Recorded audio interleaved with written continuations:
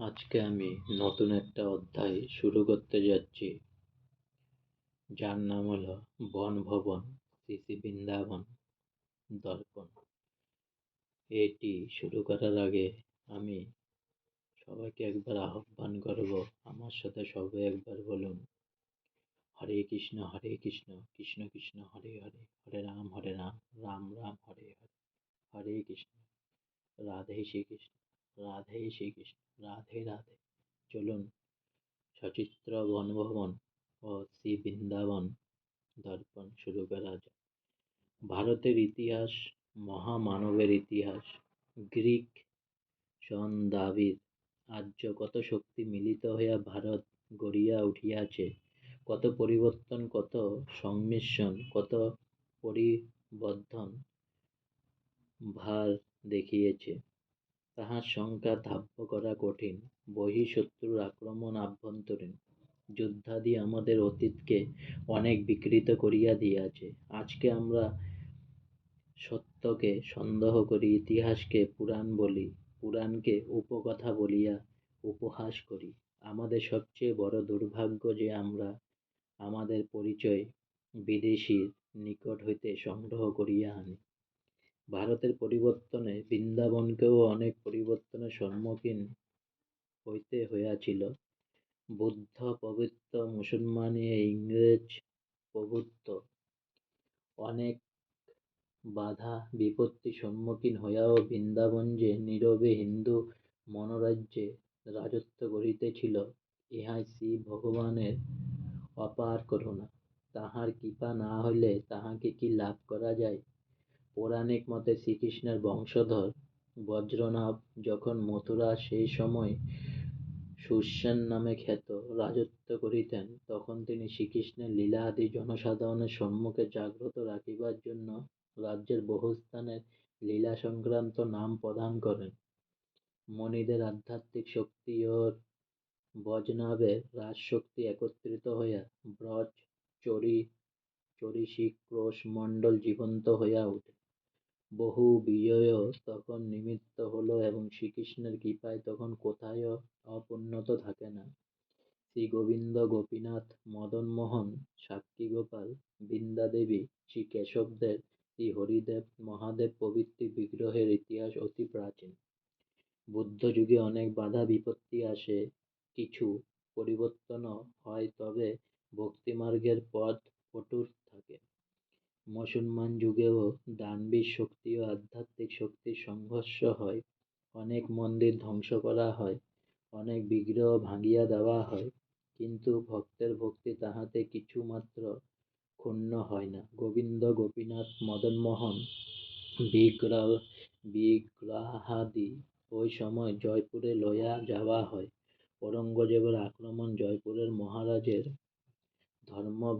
ভাবকে বিচলিত করিতে পারে না।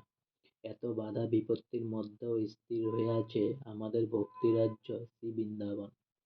পুরাণের উল্লেখিত বৃন্দাবন সম্বন্ধে অনেক ভক্তের অনেক বিচার রহিয়াছে। বর্তমান বৃন্দাবন, যার সাথে আজ আমরা ৫০০ বছর পরিচিত, এই বৃন্দাবন প্রকাশ করেন যুগাবতার মহাপ্রভু চৈতন্যদেব। এই বৃন্দাবন মহাপ্রভুরই ধাম। ভগবান ভক্তরূপে জন্মগ্রহণ করিয়া ভক্তিমার্গের পথ দেখাইয়া গিয়াছেন। মহাপ্রভু দিয়া গিয়াছেন ভিত্তি, সেই ভিত্তিতে সিদ্ধ গোস্বামী বাবাজীগণ গড়িয়া তুলিয়াছেন ভক্তির প্রাসাদ। মহাপ্রভু কৃষ্ণ বিরহে আত্মারা হইয়া হা কৃষ্ণ, হরে কৃষ্ণ করিতে করিতে নবদ্বীপ হইতে এ মরু দেশে আসিয়াছিলেন, আর তার আগমনে প্রকৃতি সজীব হইয়া উঠিয়াছিল, সুপ্ত বৃন্দাবন জাগিয়া উঠিয়াছিল। মহাপ্রভু শ্রী চৈতন্যদেব আনুমানিক ১৫১৪ খ্রিস্টাব্দে দ্বিকেন্দ্রের লোদীর রাজত্বকালে বলভদ্র সহ বৃন্দাবনে আসেন। তখন বৃন্দাবন বন ছিল। কৃষ্ণ প্রেমে আত্মহারা মহাপ্রভুর যেখানে যে ভাবের উদয় হয়, সে ভাবানুযায়ী সে স্থানের নামকরণ হয়। মহাপ্রভু সে সময় যে বিগ্রহগুলি দর্শন করেন, তাহারা শেষ সাতির নারায়ণ মুক্তি, নন্দগ্রামের শিশু কৃষ্ণের মুক্তি, গোবর্ধনের হরিদেব ও মথুরা কেশবদেব।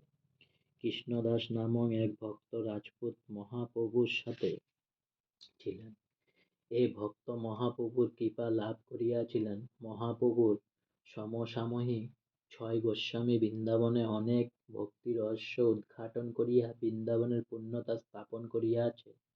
বৃন্দাবন ৮৪ ক্রোশ বিস্তৃত। বৃন্দাবনের সীমা বৃন্দাবন শহরের মধ্যে সীমাবদ্ধ নয়। ভক্তগণ বর্ষের বিভিন্ন বৃত্তিভাবে ৮৪ কোশের মধ্যে বিচরণ করেন। ভগবৎ প্রেমে মাতুহারা বৈষ্ণব যে দৃষ্টিতে বৃন্দাবন দর্শন করেন, সংসারী পথে এতটা সম্ভবপর না হলেও বৃন্দাবন কাহাকেও নিরাশ করেন না। পাপী-তাপী আমরা হয়তো দেহের চোখে কৃষ্ণকে দেখিতে পাই না, কিন্তু তিনি সর্বসময়ে আমাদের সাথে আছেন।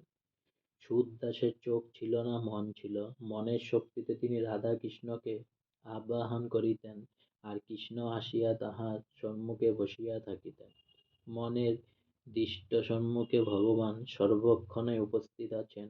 ইতিহাসগত পরিচয় দেওয়া গ্রন্থের উদ্দেশ্য নয়, সংক্ষেপে এটুকু বলিব, বৃন্দাবনের ইতিহাস ভারতের ভক্তিযুগের ইতিহাস। আজকে আমার বৃন্দাবনের কাহানি এখানেই শেষ হলো। তাই সবে বলুন হরে কৃষ্ণ, হরে কৃষ্ণ, কৃষ্ণ কৃষ্ণ হরে হরে, হরে রাম, রাম রাম হরে হরে।